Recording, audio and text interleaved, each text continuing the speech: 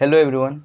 In this video, we are going to deal with polity के जितने भी important act है जो 1773 से 1854 तक आए हैं, उन सारे एक्ट्स को हम लोग देखेंगे जो आपके यूपीएससी और बीपीएससी के अपकमिंग एग्जाम के लिए काफ़ी ज़्यादा इंपॉर्टेंट होंगे। ठीक है, तो अगर हम लोग थोड़ी सी पॉलिटी की हिस्टोरिकल बैकग्राउंड के बारे में जानने की कोशिश करें तो why do we need this act. Okay, तो अगर आपको याद हो तो 1765 में कंपनी को दीवानी राइट मिल गई थी after the battle of Buxar which fought in 1764। Company got the diwani rights of Bihar, Bengal and Orissa. Okay, तो जिसके कारण वो कंपनी जो है एक ट्रेडिंग कंपनी से हट करके एक एडमिनिस्ट्रेटिव कंपनी भी बन गई थी। पहले तो वो ट्रेडिंग कंपनी थी, प्योरली ट्रेडिंग कंपनी थी, लेकिन after the battle, after the granting of the diwani rights of Bihar, Bengal and Orissa, Bihar, Bengal and Orissa, ठीक है, ये कंपनी जो ट्रेडिंग कंपनी थी यहाँ से अब धीरे धीरे वो एक एडमिनिस्ट्रेटिव कंपनी बन गई थी, क्योंकि दीवानी राइट्स कुछ नहीं था, क्योंकि वहाँ के जो बिहार, बंगाल और उड़ीसा के जो भी लैंड के जितने भी रेवेन्यू होंगे ना, उन्हें ये डायरेक्ट कलेक्ट कर सकते थे। अब उनको कोई मिडलमैन या फिर किसी किंग के थ्रू जाने की ज़रूरत नहीं पड़ती थी। तो कंपनी को सबसे बड़ा बेनिफिट हुआ था दीवानी राइट्स, और यही कहा जाता है कि जिसके कारण जो एक कंपनी जो कि एक ट्रेडिंग कंपनी थी वो धीरे धीरे एडमिनिस्ट्रेटिव कंपनी बन गई।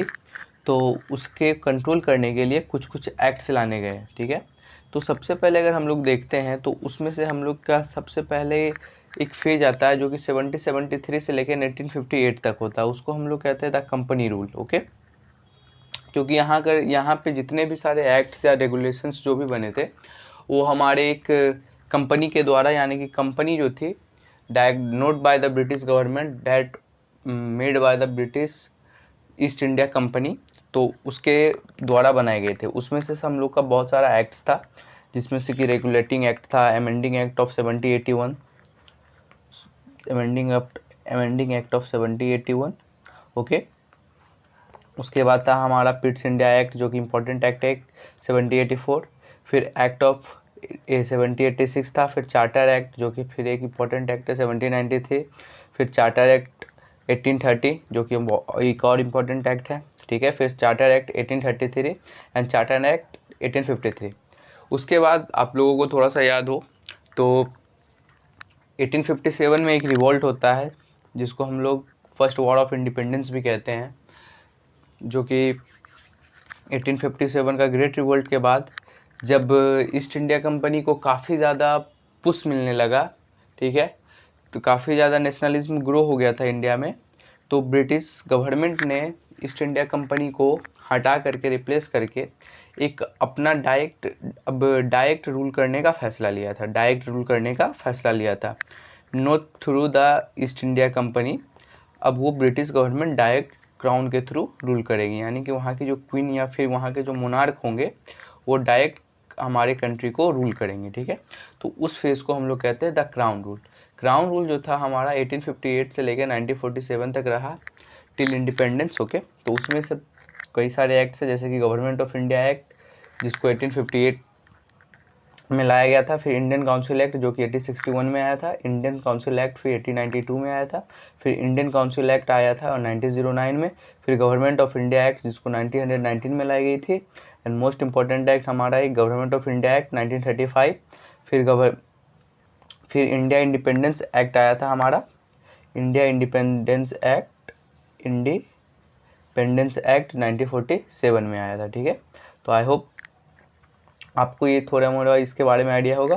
तो एक एक करके हम सारे एक्ट्स को देखते हैं। ठीक है, तो सबसे पहला हमारा आता है रेगुलेटिंग एक्ट। ठीक है, तो सबसे पहले मैंने आपको बताया था कि जब दीवानी राइट्स मिलने के बाद कंपनी काफ़ी ज़्यादा एक्सपेंड कर रही थी, उसकी टेरिटरी काफ़ी ज़्यादा एक्सपेंड कर रही थी, तो कंपनी के अफेयर्स को कंट्रोल करने के लिए तो ब्रिटिश गवर्नमेंट ने एक एक्ट लाया था जिसको रेगुलेटिंग एक्ट ऑफ 1773 कहते हैं, जो कि 1773 में आया था। ठीक है, तो उसमें सबसे पहले जो गवर्नर ऑफ बंगाल हुआ करता था, जो पूरा हमारे इंडिया में जितनी भी प्रेसिडेंसी थी उसमें से एक गवर्नर ऑफ बंगाल हुआ करता था, उसको गवर्नर जनरल ऑफ बंगाल बना दिया गया था। आपको याद रखिएगा कि उसके पद का जो है नाम चेंज कर दिया गया था, गवर्नर ऑफ बंगाल से गवर्नर जनरल ऑफ बंगाल कर दिया गया था। ओके, इस बात का आप लोग ध्यान रखिएगा। और उसकी हेल्प करने के लिए एक एग्जीक्यूटिव काउंसिल बनाई गई थी जिसमें कि 4 सदस्य हुआ करते थे। ठीक है, आप ये बात याद रखिएगा कि 4 मेंबर्स हुआ करते थे, 4 मेंबर्स हुआ करते थे और एक गवर्नर जनरल खुद हुआ करता था। तो 1+4 का ये सिनेरियो हुआ करता था, ये बात आप लोग ध्यान रखिएगा। ठीक है, और सबसे उसके बाद क्या हुआ कि जब ईस्ट इंडिया कंपनी काफ़ी एक्सपेंड कर रही थी तो वहाँ के जो सर्वेंट्स थे वो अपना काम करने के लिए काफ़ी ज़्यादा ब्राइब टेक करते थे नेटिव्स से। ठीक है, तो इस एक्ट में ही सबसे फर्स्ट बार प्रोहिबिट किया था सर्वेंट्स, यानी कि सर्वेंट्स ऑफ द कंपनी, जितने भी वहाँ के ईस्ट इंडिया कंपनी के मेंबर्स थे, जो भी सर्वेंट्स थे, उसको ब्राइब लेने से और अपना प्राइवेट ट्रेड करने से। ठीक है, ईस्ट इंडिया कंपनी का जो भी ट्रेड का पॉलिसी थी उस पर ही फोकस करना था उन्हें, और अपना कोई भी प्राइवेट ट्रेड उन्हें नहीं करना था। ठीक है, तो इस बात का आप लोग याद रखिएगा। उसके बाद अगर हम लोग जानते हैं तो एक इम्पॉर्टेंट एक्ट हो जाता है रेगुलेटिंग एक्ट से, क्योंकि सबसे इस्टेब्लिशमेंट ऑफ सुप्रीम कोर्ट इसी के द्वारा हुआ था। हम सुप्रीम कोर्ट इन कैलकाटा 1774 में इस्टेब्लिशमेंट हुई थी। किस एक्ट के तहत? तो रेगुलेटिंग एक्ट 1773 के तहत सुप्रीम कोर्ट की स्थापना हुई थी 1774 में। और एक फैक्ट आप लोग याद रख लीजिएगा कि एलिजा इम्पे जो थे, एलिजा इम्पे यहाँ के फर्स्ट जज थे। ठीक है, फर्स्ट जज थे इस सुप्रीम कोर्ट के, तो इस बात को आप याद रखिएगा, काफ़ी बार पूछा हुआ भी है। ओके, उसके बाद अगर और देखें तो मैंने आपको बताया कि गवर्नर ऑफ बंगाल का नाम गवर्नर जनरल ऑफ बंगाल कर दिया गया था। साथ ही साथ मद्रास और बंगाल की प्रेसिडेंसीज बॉम्बे और मद्रास की जो प्रोविंस थे जिनके गवर्नर्स थे उनको सबॉर्डिनेट बना दिया गया था बंगाल का गवर्नमेंट का। मतलब सीधा सीधी कहने की बात यही है कि अगर हम लोग देखें तो मद्रास और बॉम्बे ये दोनों जो है जिसका हेड रहेगा वो किसके होगा? बंगाल के गवर्नर के अंदर रहेगा। ओके, तो ये मद्रास और बॉम्बे जो भी दोनों थे वो हमारे बंगाल के गवर्नर के अंदर में होते। ठीक है, और गवर्नर जनरल का नाम यहाँ बदल के गवर्नर का डिजिग्नेशन बदल के क्या कर दिया गया था? Governor general of Bengal. ठीक, उसके बाद हम लोग नेक्स्ट एक्ट को देखते हैं। तो एक इम्पॉर्टेंट एक्ट होता है, ये है अमेंडिंग एक्ट ऑफ 1781। ये जो है ना, इसको एक्ट ऑफ सेटलमेंट के नाम से भी जाना जाता है। काफ़ी बार पूछा हुआ क्वेश्चन है कि एक्ट ऑफ सेटलमेंट किस एक्ट को कहते हैं? तो अमेंडिंग एक्ट 1781 को कहा जाता है। और ये जो है ना 1773 की कमियों को पूरा करने के लिए लाया गया था।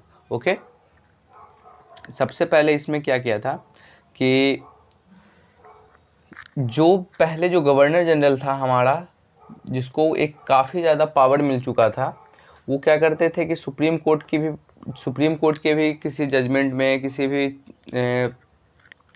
भी फैसले में उनका एक वोट हुआ करता था। ओके, आप ये कह सकते हो कि वोट हुआ करता था, उसमें वो पार्टिसिपेट कर सकते थे। बट जो है after the amending act of 1781 ये पावर गवर्नर जनरल से छीन ली जाती है और सुप्रीम कोर्ट को गवर्नर जनरल काउंसिल के जुरिडिक्शन से अलग कर दिया जाता है और गवर्नर जनरल काउंसिल को सुप्रीम कोर्ट के जुरिडिक्शन के लिए अलग कर दिया जाता है। साथ ही साथ कि गवर्नर जनरल के साथ साथ उनके जो कंपनी थी उसको भी उनसे अलग कर दिया जाता है कि अब सुप्रीम कोर्ट एक अलग फंक्शन काम करेगी, गवर्नर जनरल जो है एक अपने अलग फंक्शन काम करेंगे। ओके, साथ ही साथ कि इसने सुप्रीम कोर्ट को जुरिडिक्शन दिया था कि जितने भी all over inhabitants of Calcutta हैं उसके लिए ये रूल बना है। जैसे कि हमारे अगर कोई कोलकाता में हिंदू भाई हैं तो उसके लिए हिंदू रूल लगे, मुस्लिम भाई बहन हैं तो उसके लिए मुस्लिम मोहम्मदन रूल लगे। ओके, तो इस तरीके से उन्होंने एक रूल बनाया था। ठीक है, तो ये था हमारा अमेंडिंग एक्ट ऑफ 1871। अब हम लोग अगर नेक्स्ट एक्ट के बारे में जानते हैं, कह सकते हैं कि ये जो एक्ट था ना हमारे कंट्री को कंट्रोल करने की शुरुआत यहाँ पर से हो जाती है एक अच्छे तरीके से।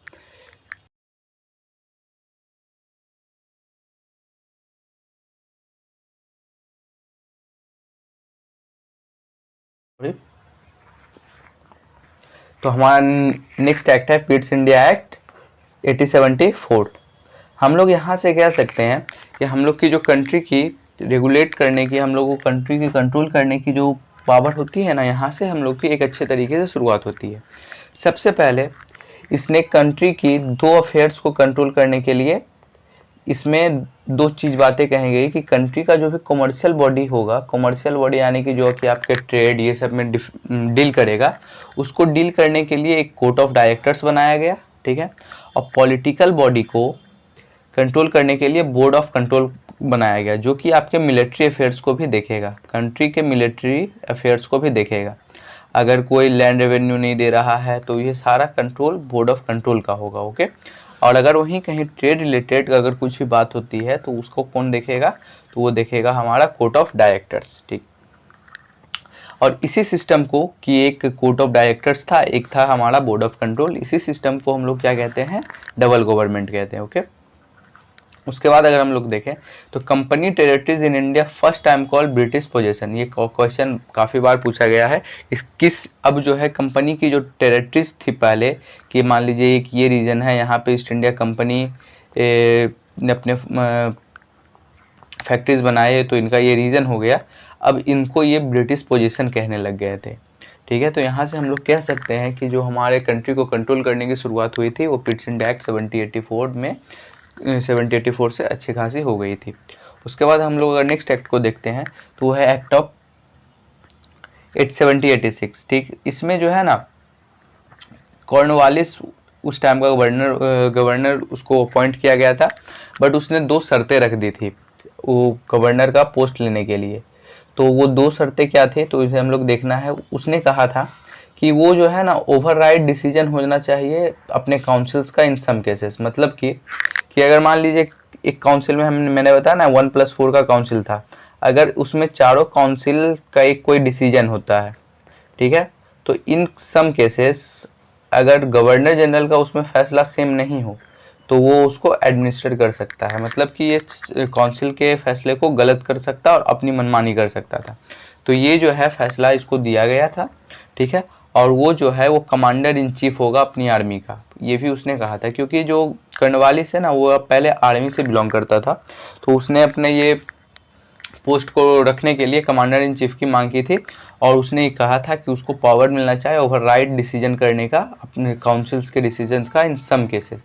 ये याद रखिएगा दोस्तों, कुछ कुछ केसेस में, सब केसेस में नहीं, ओके। फिर हम लोग अगर नेक्स्ट एक्ट को देखते हैं तो 1793 का एक्ट है। इस एक्ट में वही गवर्नर जनरल की जो ओवरराइडिंग पावर थी उसको बरकरार रखा, ठीक है। लेकिन इसमें एक बात कह दी गई कि कब धीरे धीरे जो देखने लगे कि देखिए फिर क्या होता है कि कई लोग के अंदर नेशनलिज्म की भावना आ जाती है, कई लोग ब्रिटिशर्स का अपोज करने लगते हैं, कई सारे मूवमेंट्स होने लगते हैं, ओके।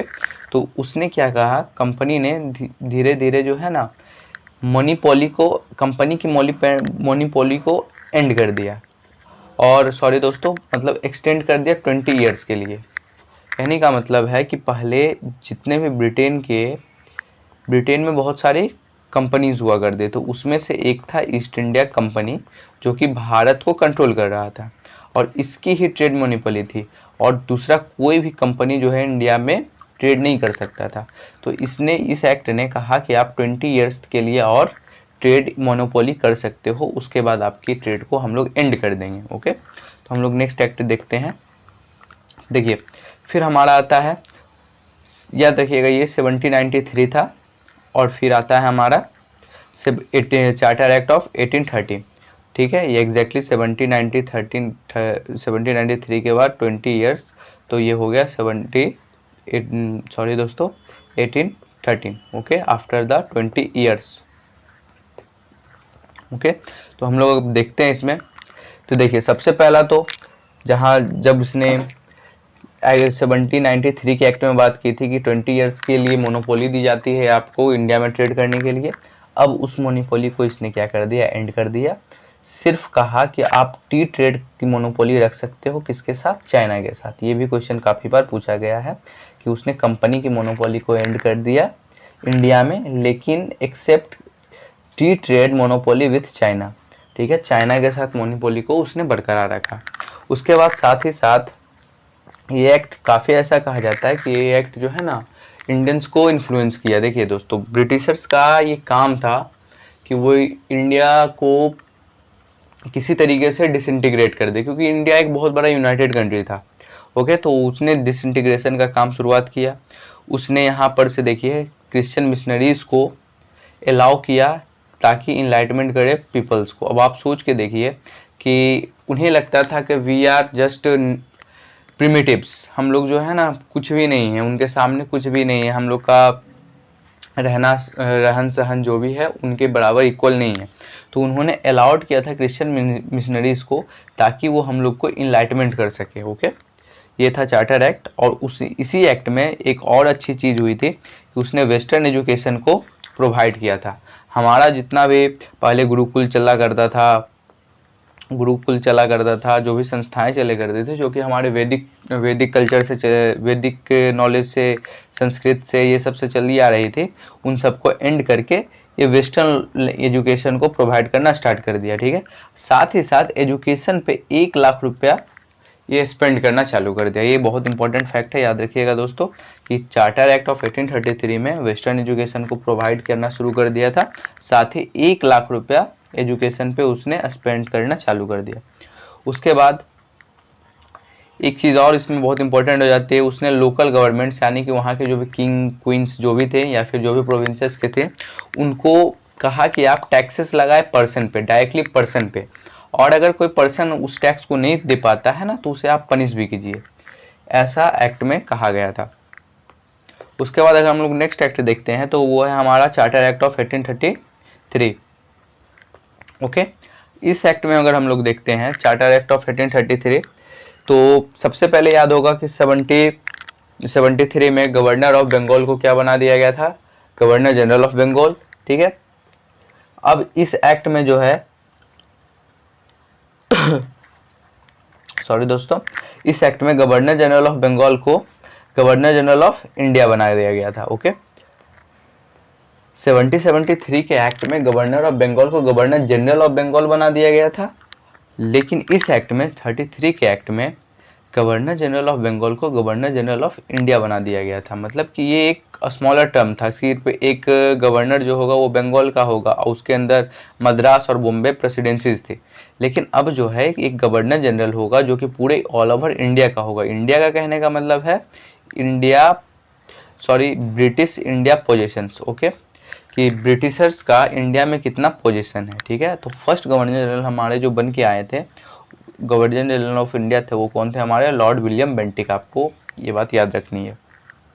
उसके बाद अगर हम लोग नेक्स्ट देखते हैं तो गवर्नर जनरल ऑफ इंडिया को एक्सक्लूसिव लेजिस्लेटिव पावर दिया गया था। ठीक है, कानून बनाने के लिए काफ़ी ज़्यादा उनको पावर दिया गया था।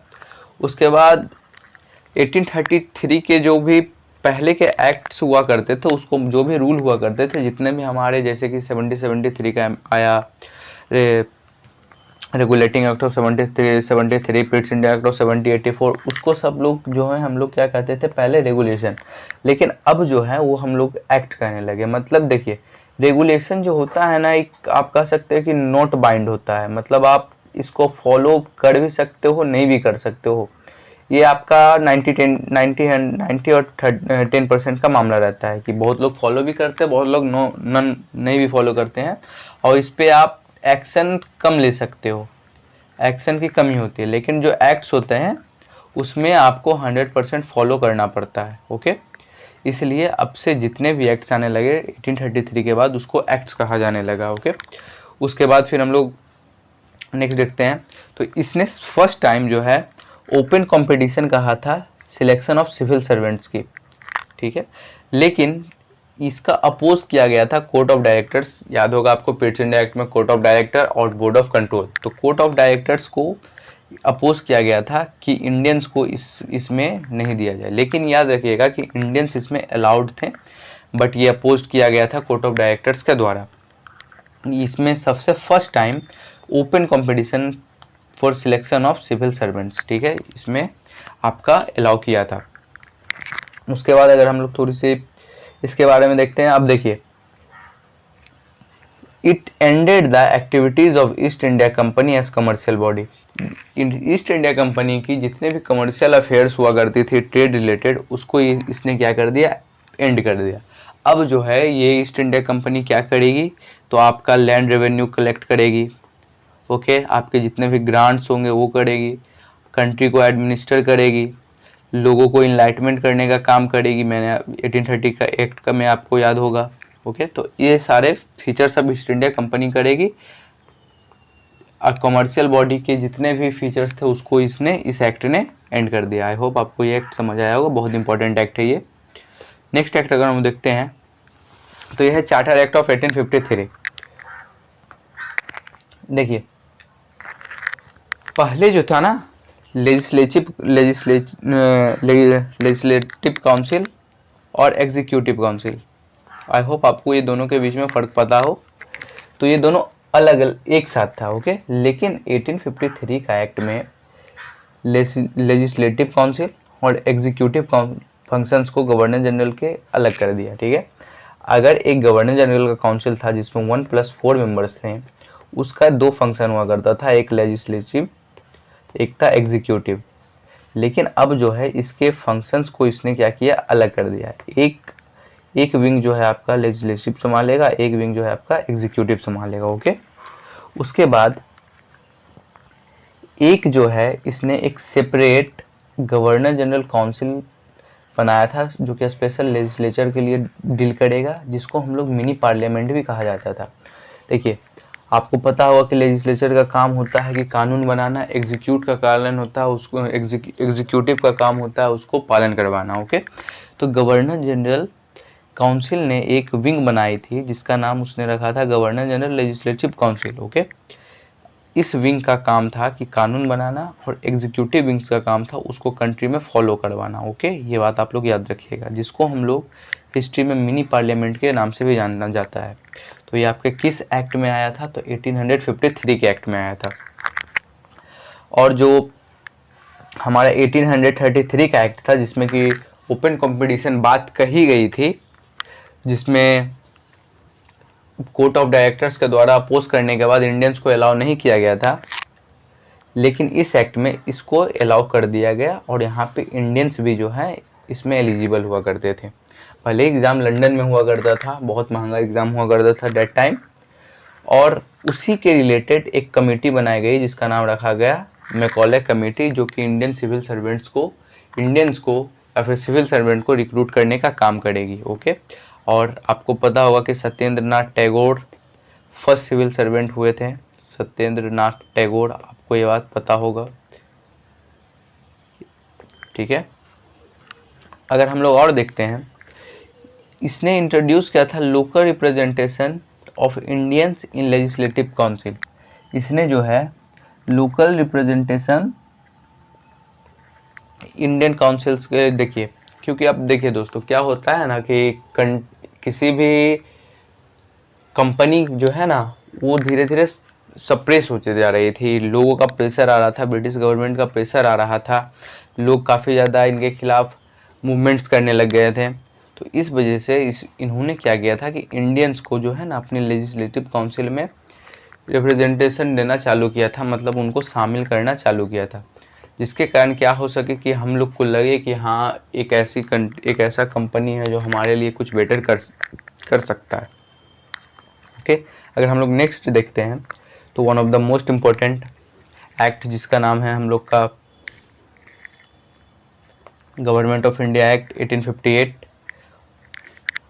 ये जो एक्ट है दोस्तों, ये आफ्टर द रिवॉल्ट ऑफ 1857 आया था, जब कंट्री को अच्छे तरीके से धूल चटाए थे हमारे इंडियंस ने, पूरा इंडिया यूनाइटेड हो गया था, ठीक है। तो सबसे फर्स्ट टाइम जो है ना ये एक्ट इसलिए आया था, सबसे पहले तो इस एक्ट ने क्या किया कि कंट्री में जो कंपनी रूल कर रही थी उसको एंड किया, और सबसे पहले कंपनी से उस रूल को लेकर के क्राउन के पास दे दिया, ब्रिटिश क्राउन के पास दे दिया।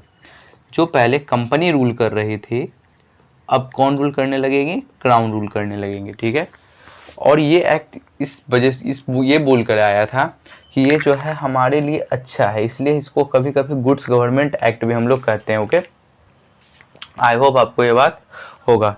एक्ट ऑफ गुड गवर्नमेंट इसको हम लोग कहते हैं, एक्ट ऑफ गुड गवर्नमेंट। आप लोग इस बात को याद रखिएगा। सबसे पहले इसने क्या किया, एबोलिश किया कंपनी को एंड ट्रांसफर किया पावर को किसके किसके ऊपर, ब्रिटिश क्राउन के ऊपर। ओके, और गवर्नर जनरल जो इंडिया हुआ करता था, अब उसको क्या बना दिया गया, वाइसराय ऑफ इंडिया। और वाइसराय जो वाइसराय होगा वो डायरेक्ट रिप्रेजेंट करेगा किसको, डायरेक्ट रिप्रेजेंटेटिव होगा किसका, क्राउन का। ओके, डायरेक्ट रिप्रेजेंट करेगा किसको, क्राउन को। मतलब कि जो ब्रिटिश क्राउन है, हमारे क्वीन, किंग या क्वीन होंगे, उनका एक रिप्रेजेंटेटिव होगा जिसको क्या कहा जाने लगा, वाइसराय। और वो क्या करेगा, हमारे कंट्री को कंट्रोल करेगा। ये एक सिस्टम आ गई थी हमारे कंट्री में। ये जो है हमारा जो डबल गवर्नमेंट का सिस्टम था, जो कि पिट्स इंडिया एक्ट 1784 में आया था, जिसमें कोर्ट ऑफ डायरेक्टर और बोर्ड ऑफ कंट्रोल बनाए गए थे, उसको क्या किया, उसको ये ख़त्म कर दिया। सबसे पहले इसको एबॉलिश किया गया।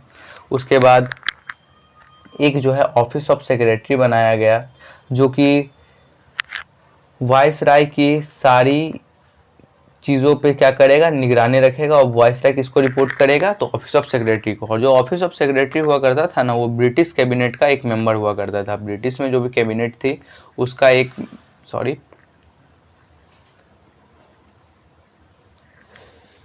ब्रिटिश में जो भी कैबिनेट थी उसका मेंबर कौन हुआ करता था, सेक्रेटरी ऑफ स्टेट, उसका एक पोस्ट का नाम दिया था। और वाइसराय जो है डायरेक्टली रिस्पॉन्सिबल किसके ऊपर था, सेक्रेटरी ऑफ स्टेट्स के ऊपर। ओके, उसके बाद इसमें एक जो पहले 1+4 का हमारा गवर्नर जनरल का काउंसिल हुआ करता था, उसको असिस्ट करने के लिए, अब उसको 15 मेंबर्स का काउंसिल बना गया था, जो कि सेक्रेटरी ऑफ स्टेट्स को क्या करेगा, असिस्ट करेगा। आई होप आपको ये बात समझ आ गई होगी। ठीक है, तो ये था हमारा गवर्नमेंट ऑफ इंडिया एक्ट 1858। उसके बाद आता है हमारा एक और इम्पोर्टेंट एक्ट, जिसका नाम है इंडियन काउंसिल एक्ट्स। इसमें देखिए सबसे फर्स्ट बार जो है इंडियंस को एसोसिएट किया गया था एडमिनिस्ट्रेशन में। क्योंकि देखिए आफ्टर द 1857 उन्हें पता चल गई थी अगर हम इंडियंस के बिना रूल करते हैं तो हम बहुत जल्दी हार जाएंगे। तो उन्होंने क्या किया कि इंडियंस को जो है एडमिनिस्ट्रेशन में लाना चालू कर दिया। उसके बाद देखिए, तो इसमें सबसे पहले इंडियंस को 3 इंडियंस को उन्होंने लाया था, जो कि मेंबर्स ऑफ इनके काउंसिल के थे, जो कि एक नॉन ऑफिशियल थे। ऑफिशियल जिनको रखना या ना रखना बात के बराबर था, बट सिर्फ दिखाने के लिए उन्होंने मेंबर्स ऑफ 3 मेंबर्स को चुना था, जिसका जो थे हमारे एक राजा थे बनारस के, महाराजा ऑफ पटियाला, और एक सर दिनकर राव। ये 3 मेंबर्स थे जिनको वाइसराय ने चुना था, नॉमिनेट किया था। ओके, उसके बाद जो है एक न्यू लेजिस्लेटिव काउंसिल बनाई गई थी बंगाल के लिए, नॉर्थ वेस्ट प्रोविंस के लिए एंड पंजाब के लिए। मतलब कि बंगाल को रूल करने के लिए, नॉर्थ वेस्ट प्रोविंस को रूल करने के लिए और पंजाब को रूल करने के लिए, यानी कि हमारा बंगाल का पार्ट, पाकिस्तान वाला पार्ट और पंजाब वाला पार्ट, तीनों को रूल करने के लिए जो है हमारा एक न्यू लेजिस्लेटिव काउंसिल की अब वो कानून बनाएंगे उसके लिए। और ये फर्स्ट टाइम जो है ना इंट्रोड्यूस किया था पोर्टफोलियो सिस्टम। पोर्टफोलियो सिस्टम दोस्तों आपको अभी पता ही होगा। मतलब देखिए कैबिनेट होता है, उसके अंदर बहुत सारी मिनिस्ट्रीज होती है। तो पहले क्या होता था कि गवर्नर जनरल जो है वो एग्जीक्यूटिव भी हुआ करता था, लेजिस्लेटिव भी हुआ करता था, और वो है लैंड रेवेन्यू भी देखता था, वो सारा कुछ उसी के अंदर था। अब क्या किया कि इसने जो है पोर्टफोलियो सिस्टम आने के बाद ये सारे पावर्स अपने मेंबर्स को ट्रांसफर कर दिए गए। मान लीजिए किसी को कोई सब मिनिस्ट्री दे दिया, किसी को लैंड रिलेटेड मिनिस्ट्री दे दिया, किसी को पुलिस रिलेटेड मिनिस्ट्री दे दिए। तो इस तरीके से उसने पोर्टफोलियो सिस्टम बना दिया था। तो ये 1861 के एक्ट में फर्स्ट टाइम जो है पोर्टफोलियो सिस्टम इंट्रोड्यूस हुआ था। अब इस बात को याद रखिएगा। और इसने वाइसराय को एम्पावर किया था ऑर्डिनेंस इशू करने का। ऑर्डिनेंस मतलब अध्यादेश, जो कि एक डायरेक्ट ऑर्डर हुआ करता था, और ये जो है ना विदाउट कंसल्ट हुआ करता था। दोस्तों याद रखिएगा, विदाउट कंसल्ट मतलब ये अपनी मनमर्जी का ऑर्डर हुआ करता था, लेकिन इसकी वैलिडिटी 6 मंथ हुआ करती थी। 6 मंथ बाद में इसको जो है सेक्रेटरी ऑफ स्टेट की वाइसराय अगर किसी ऑर्डिनेंस को अगर पास कर दिया तो वो तो पास हो जाएगा, लेकिन उसको 6 मंथ तक उसको वैलिड रखना होगा। उसके बाद इसकी उसको जवाब देनी होगी किसको, सेक्रेटरी ऑफ स्टेट्स को। ओके, ये बात आप ध्यान रखिएगा। उसके बाद देखिए सबसे पहले आपको याद होगा कि 1773 में जो कि आपका बंगाल के गवर्नर को गवर्नर जनरल ऑफ बंगाल बना दिया गया था, और मद्रास और बॉम्बे की प्रेसिडेंसी उसके अंडर कर दी गई थी। अब क्या हुआ ना कि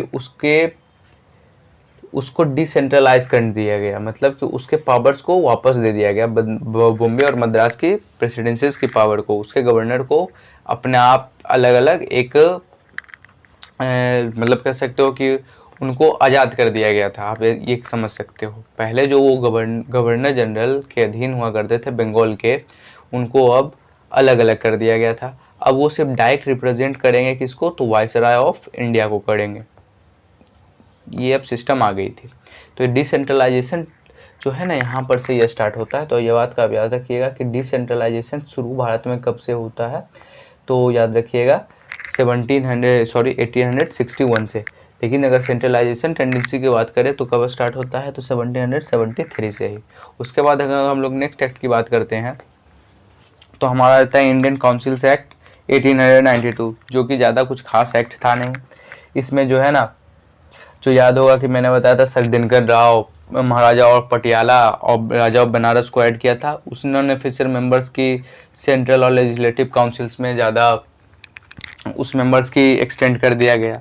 ठीक है, अगर हम लोग नेक्स्ट एक्ट की बात करते हैं तो नेक्स्ट एक्ट हमारा बहुत इंपॉर्टेंट एक्ट हो जाता है, उसका नाम है इंडियन काउंसिल्स एक्ट 1909, जिसको हम लोग मॉडले मिंटो रिफॉर्म भी कहते हैं। मॉडले जो थे उस समय के सेक्रेटरी थे और वायसराय कौन था, हमारा मिंटो। ठीक है, देखिए सबसे पहले इसमें जो क्या हुआ था कि इंक्रीज किया था साइज अपना लेजिस्लेटिव काउंसिल का, सेंट्रल और प्रोविंशियल दोनों के लिए। जो पहले 16 हुआ करते थे, याद होगा आपको, मैंने बताया था कि 15 मेंबर्स जो है 1858 के एक्ट में 15 मेंबर्स की काउंसिल, 15 मेंबर्स का काउंसिल जो असिस्ट करने के लिए बनाया गया था, उसको अब बढ़ा करके 60 कर दिया गया था। मतलब कि एक वायसराय प्लस 59 मेंबर्स ऐसे होंगे जो कि उसको असिस्ट करेंगे। ठीक है, उसके बाद बट ये बात याद रखिएगा कि सेंट्रल और प्रोविंशियल दोनों काउंसिल्स में होना चाहिए था, लेकिन मेजोरिटी जो है आपकी सेंट्रल में यही रहनी चाहिए थी कि इंडियंस जो है उसमें आपके कम होने चाहिए, और मेजोरिटी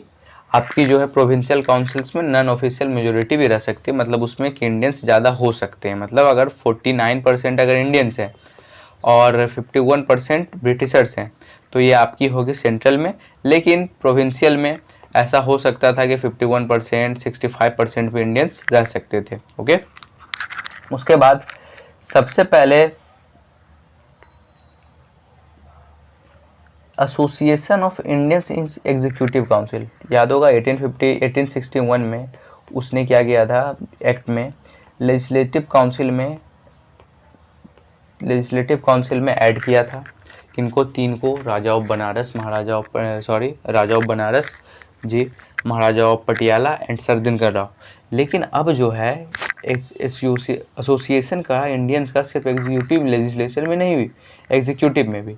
और हमारे सत्येंद्र प्रसाद सिन्हा जो थे वो फर्स्ट ऐसे मेंबर हुए जिन्होंने ब्रिटिशर्स के एग्जीक्यूटिव काउंसिल का हिस्सा बने। वो थे एक लॉ मेंबर, मतलब कि अगर अब जो लॉ होगा वो एक सिर्फ ब्रिटिशर्स नहीं बनाएंगे, उसमें से एक मेंबर होगा जो कि हमारे सत्येंद्र प्रसाद सिन्हा भी होंगे। ओके, तो इंडियंस का एसोसिएशन जरूरी हो गया था इनको, क्योंकि उन्हें पता चल गया था 1857 के रिवोल्ट के बाद कि इंडियंस का एडमिनिस्ट्रेशन में लाना बहुत इंपॉर्टेंट हो गया।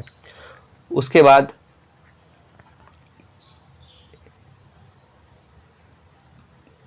बाद देखिए इसने अपना फंक्शन जो है ना लेजिस्लेटिव काउंसिल का जो फंक्शन है उसको बहुत ज़्यादा इंराज कर दिया था, मतलब बढ़ा लिया था। कहने का मतलब है कि अब पहले जो कोई क्वेश्चन नहीं पूछ सकता था किसी चीज़ पे, कोई रेजोल्यूशन मूव नहीं कर सकता था बजट पे, तो अब वो सब जो है लोग करने लग गए। जो भी मेंबर्स थे वो क्या कर सकते थे, अब क्वेश्चन पूछ सकते थे, कोई भी रेजोल्यूशन जो है बजट पे मूव कर सकते थे। तो ये बात याद रखिएगा कि सबसे फर्स्ट टाइम जो है ना आपका 1909 के एक्ट में ही बजट पे रेजोल्यूशन पास किया गया था। ये भी एक इम्पॉर्टेंट क्वेश्चन हो जाता है।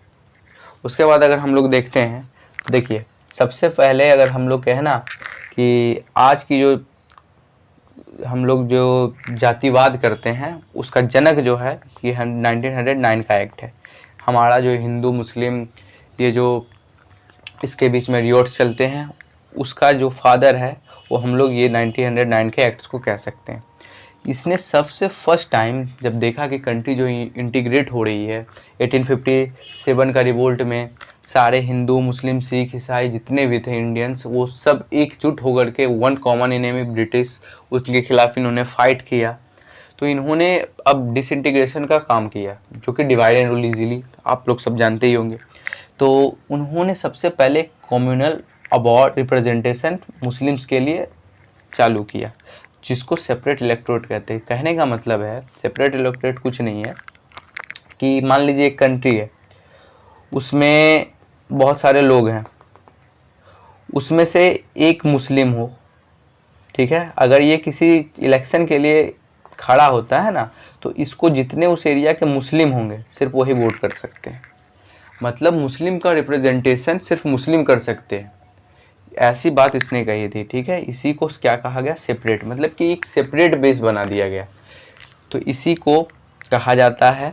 और इसी वजह से फादर ऑफ कम्युनल इलेक्टोरेट किसको कहा जाता है, तो हमको मिंटो को कहा जाता है। ओके, आप याद रखिएगा कि उस समय के जो वाइसराय थे उसी को हम लोग क्या कहते हैं, फादर ऑफ कम्युनल इलेक्टोरेट। मतलब जो कि आपकी जातीय आधार पे फर्स्ट टाइम इलेक्शन करवाने का काम किए थे, वो कौन थे, हमारे मिंटो साहब थे, इसलिए इनको फादर ऑफ कम्युनल इलेक्टोरेट कहा जाता है। अगर हम लोग नेक्स्ट एक्ट को देखते हैं तो ये भी बहुत इंपॉर्टेंट एक्ट है, ये है गवर्नमेंट ऑफ इंडिया एक्ट 1919। इसमें देखिए सबसे पहले establishment of public service commission, जिसको हम लोग यूपीएससी के नाम से भी जानते हैं, 1926 में की गई थी।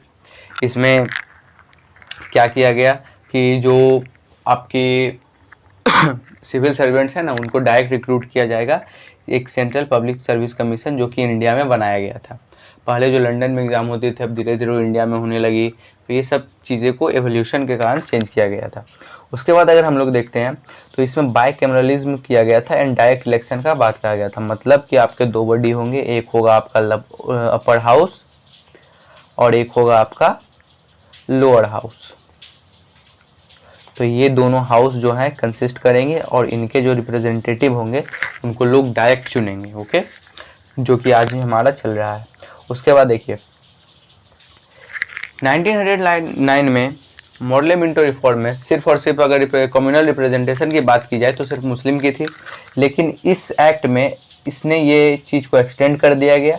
इसमें सिख, इंडियन क्रिश्चियन और एंग्लो इंडियंस और यूरोपियंस को भी शामिल कर लिया गया था। ओके, तो याद रखिएगा 1909 की अगर बात करें तो सिर्फ मुस्लिम था। उसके बाद 1919 में सिख, क्रिश्चियंस, एंग्लो इंडियन और यूरोपियंस को भी शामिल कर लिया गया था।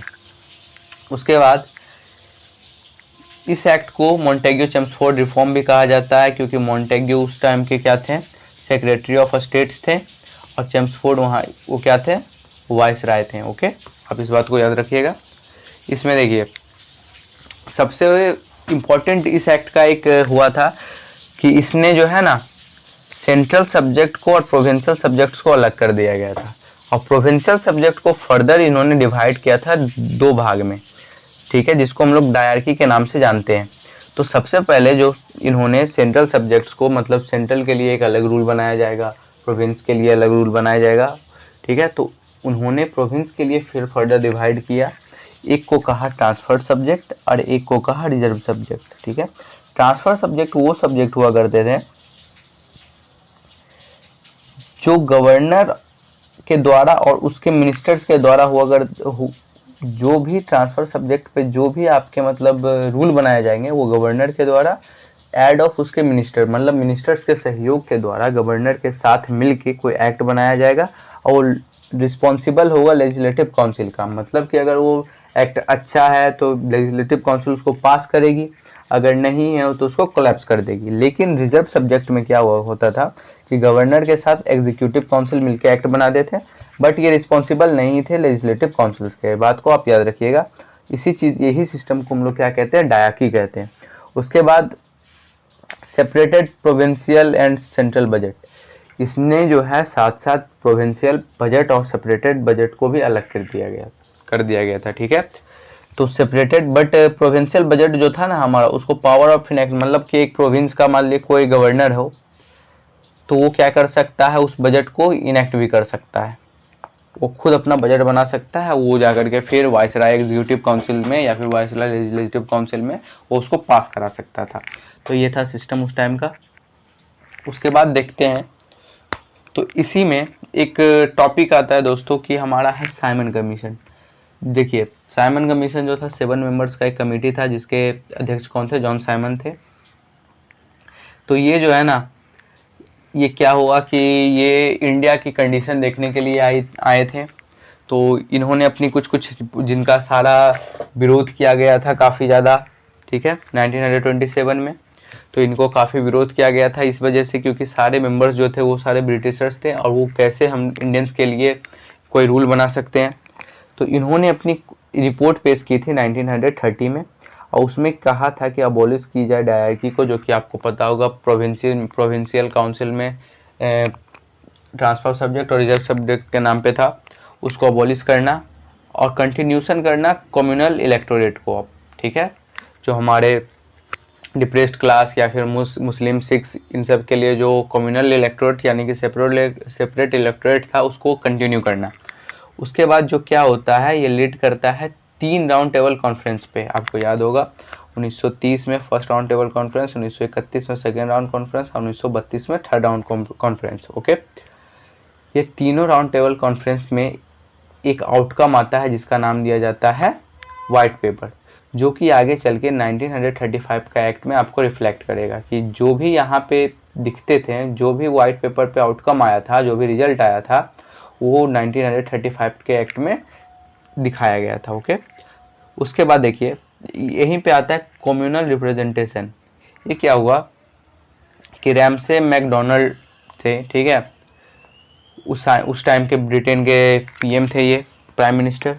तो उन्होंने क्या किया कि कुछ स्कीम्स लाई माइनॉरिटीज़ के लिए, ठीक है, कि आप जो है माइनॉरिटीज़ हो तो माइनॉरिटीज़ के लिए माइनॉरिटीज़ ही वोट करेंगे, और इन्होंने डिप्रेस्ड क्लास का भी यूज़ किया। तो इसी चीज़ को क्या कहा जाता है, कम्युनल अवार्ड कहा जाता है, जो कि आपके किसके द्वारा आया था, रैमसे मैकडोनाल्ड के द्वारा, जो कि उस टाइम के क्या थे, ब्रिटेन के पीएम थे। कब आया था, 1932 में। जिससे क्या होता है ना, इसमें मैंने बताया ना पहले मुस्लिम, फिर Sikh, Christian, Anglo Indian, Europeans, but इसमें एक डिप्रेस क्लास वर्ड ऐड हो गया था, डिप्रेस क्लास, ठीक है, डिप्रेस क्लास मतलब उस टाइम के जो भी पिछड़े वर्ग थे ना, उनको ही ऐड कर दिया, जो कि लीड करता है पूना पैक्ट में। आपको पता होगा हिस्टोरिकल, आपको कमेंट करना है कि पूना पैक्ट किसके किसके बीच साइन हुआ था, ठीक है, तो वो पूना पैक्ट लीड करता है, ठीक है। अगर हम लोग नेक्स्ट एक्ट को देखते हैं तो गवर्नमेंट ऑफ इंडिया एक्ट 1935, इस एक्ट में 321 सेक्शन और 10 शेड्यूल्स में बांटा गया था इस एक्ट को, क्योंकि ये बहुत बड़ा बल्क है, और कहा जाता है कि हमारी जो भी अभी कॉन्स्टिट्यूशन है ना, उसका 40 to 50% पार्ट जो है गवर्नमेंट ऑफ इंडिया एक्ट से रिफ्लेक्ट करता है, ठीक है। आपको ये बात को ध्यान रखनी है, तो ये बहुत इंपॉर्टेंट फैक्ट हो जाता है और ये बहुत इंपॉर्टेंट एक्ट है। ओके, तो सबसे पहले हम देखते हैं कि इसमें क्या क्या हुआ था। तो इसमें देखिए ऑल इंडिया फेडरेशन का स्थापना हुआ था, याद रखिएगा, बहुत इंपॉर्टेंट है कि ऑल इंडिया फेडरेशन की स्थापना कब हुई थी, तो 1935 के एक्ट के थ्रू हुई थी, जिसमें कि प्रोविंस प्लस प्रिंसली स्टेट को एक फेडरेशन बनाया जाएगा। जितने भी हमारे देखिए कंट्री जो हमारा है, पहले क्या था, अलग अलग प्रोविंस और प्रिंसली स्टेट में टूटा हुआ था, सबको कंट्रोल करने के लिए एक ऑल इंडिया फेडरेशन बनाया गया था, ठीक है। और उसमें क्या कहा था कि डिवाइड कर दो पावर का सेंट्रल और उसके यूनिट्स में, ठीक है। तो उसमें एक फेडरल लिस्ट आए, प्रोविंशियल लिस्ट आए, कंकरेंट लिस्ट आए। फेडरल लिस्ट जो था सिर्फ सेंटर के लिए हो, जिसमें कि 59 आइटम्स हो। अब प्रोविंशियल लिस्ट था जो कि सब प्रोविंसेस के लिए हो, जिसमें 54 आइटम्स थे। और एक कंकरेंट लिस्ट हो जो कि जिसमें ऐसे ऐसे रूल्स थे जो कि अब दोनों के लिए हो, उसमें 36 आइटम्स थे। ओके, ये बात आपको याद रखनी है। उसके बाद इसमें बहुत इम्पोर्टेंट ये है कि इसने एबॉलिश की थी डायरकी की। डायरकी आपको याद हो कि जो डायरकी था प्रोविंस में एक ट्रांसफर सब्जेक्ट एक रिजर्व सब्जेक्ट का, उसको इसने क्या किया था, एबॉलिश कर दिया गया था। और इंट्रोड्यूस प्रोविंशियल ऑटोनॉमी, ये एक प्रोविंस है तो अपना खुद का रूल बना सकता है, ऐसा कहा था। बट सेंटर के जितने भी स्टेट से या फिर जितने भी एरिया थे उसमें ये डायरकी रहेगी, ठीक है। उसके बाद अगर हम लोग नेक्स्ट देखते हैं इसकी, तो देखिए इसने वही बाइकैमरलिज्म की थी, 11 तभी उस टाइम 11 प्रोविंस हुआ करते थे, जिसमें 6 ने बाइकैमरलिज्म एक्सेप्ट की थी, जिसमें था बिहार, बंगाल, असम, मद्रास, बॉम्बे और यूनाइटेड प्रोविंस थे। उसके बाद अगर हम लोग देखते हैं तो ऑल इंडिया फेडरेशन के कारण ऑल इंडिया फेडरल कोर्ट की स्थापना होती है। तो कब होती है? तो 1937 में। ओके, याद रखिएगा। फिर इसी एक्ट में एक हिस्टोरिकल स्टेबलाइजमेंट ऑफ आरबीआई, इसी एक्ट के थ्रू हमारा जो आज का आरबीआई है वो बना था। ठीक है, गवर्नमेंट ऑफ इंडिया एक्ट 1935 के एक्ट के थ्रू, कंट्रोल करने के लिए उस समय के क्रेडिट मेजर को। कि देखिए, ब्रिटिश कंट्री के पास बहुत पैसा हो गया था और वो चाहती थी कि जब उन्हें देखिए ये पता चल गई थी कि उनका दिन जो है ना वो ज़्यादा दिन चलने वाला है नहीं, तो वो चाहती थी कि जितना ज़्यादा जो है ना पैसा लेकर के हम लोग चल जाए, तो उसी को कंट्रोल करने के लिए आरबीआई की स्थापना की गई थी 1935 में। उसके बाद सेपरेट इलेक्टोरेट को और ज़्यादा इसने एक्सटेंड कर दिया। डिप्रेस्ड क्लास, देखिए पहले सिर्फ मुस्लिम, फिर मुस्लिम के साथ Sikh, Christians, Europeans, Anglo Indians आए, फिर कम्युनल रिप्रेजेंटेशन में सिर्फ सबके साथ आ गया डिप्रेस्ड क्लास। फिर अब यहाँ पर उन सब के साथ जो है डिप्रेस्ड क्लास के साथ वुमेन और वर्कर्स को भी शामिल कर लिया गया था कि अगर वो वर्कर है तो सिर्फ उसको वर्कर वोट देगा, ये वो। तो ये बहुत इंपॉर्टेंट हिस्टोरिकल हुआ था और यहीं से कह सकते हो ना कि आप देख रहे हो कि हमारी जो यूनिटी थी उसको क्या कर रहे हैं ये लोग, डिवाइड करने का काम कर दिए थे। ओके,